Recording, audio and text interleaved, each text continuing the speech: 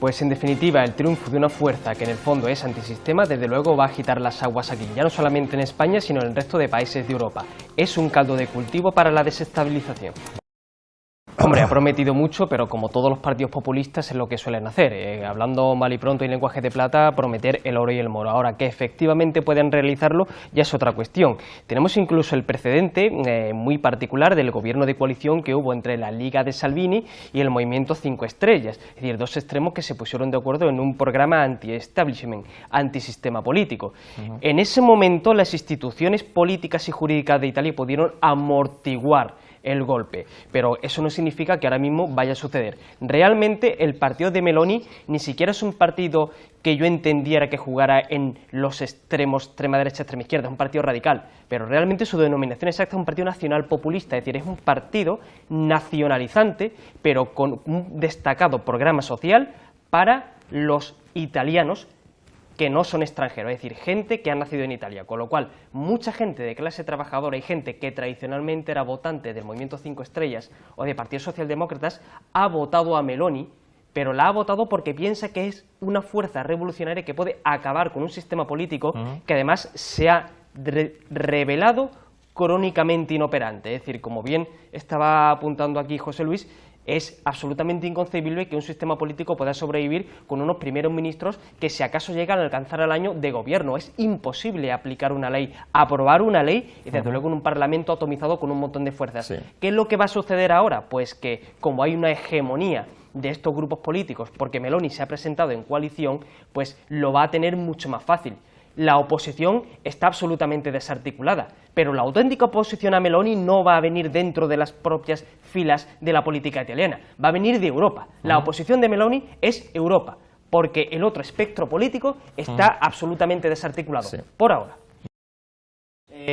Ha señalado usted un aspecto que me parece muy interesante respecto al reproche que se le puede hacer a la izquierda o a partidos progresistas de cómo, digamos, el haber perdido un poco el norte de lo que originariamente fueron, pues ha hecho que parte de su electorado ahora mismo recale en otras formaciones que puedan asociar con sus intereses inmediatos. Entonces, bueno, yo quería preguntarle qué visión tiene usted con respecto al hecho de que la izquierda o parte de la izquierda se haya dedicado a defender fundamentalmente símbolos o cierto bagaje ideológico o a pelear exclusivamente por los derechos de las minorías o por una identidad de minorías y haya abandonado un poco lo que es el debate de las condiciones prácticas que vive el ciudadano medio, sobre todo la clase trabajadora. Si usted considera en definitiva que eso ha provocado lo que ha sucedido en Italia, que parte de ese electorado pues haya recalado en otras opciones políticas diferentes.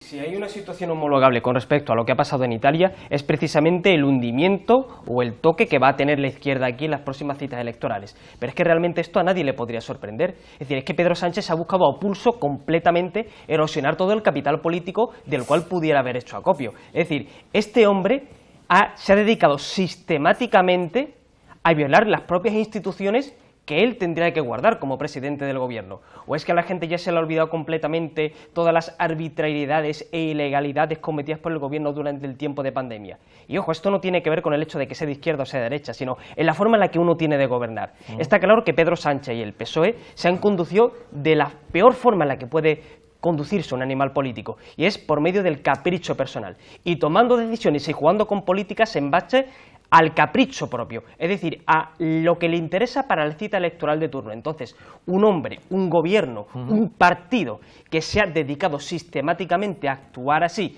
y no en base a lo que le demanda la propia ciudadanía, lógicamente no puede esperar de ninguna manera razonable que posteriormente eso se vea revalidado en las urnas. Claro.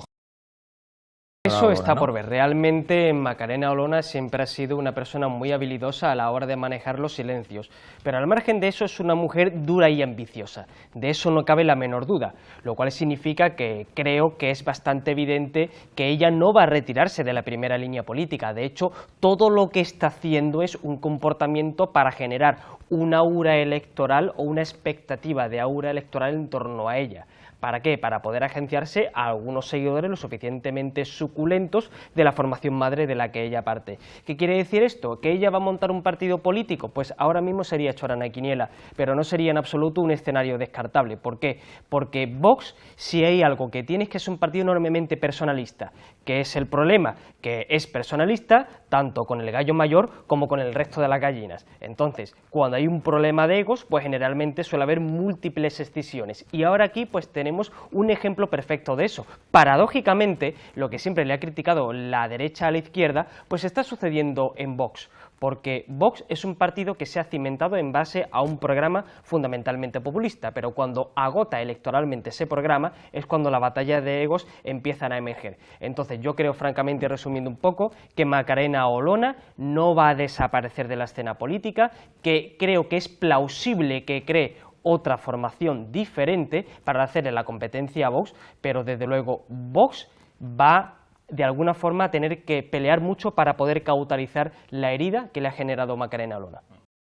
Y lo que sí que es cierto, y es absolutamente innegable, es que Macarena Olona no va a desaparecer de la primera línea política, al menos por su propia voluntad, y que la inquina que le tiene a sus compañeros de viaje, que le han dado uno tras otro la espalda, va a guiar las acciones que ella desencadene de aquí en el futuro, pero que ella no se va a retirar de la línea política, ya sea a través de Vox o a través de otra formación política, ella va a seguir ahí apostillando, agazapada esperando su momento, para lanzarse en el momento oportuno.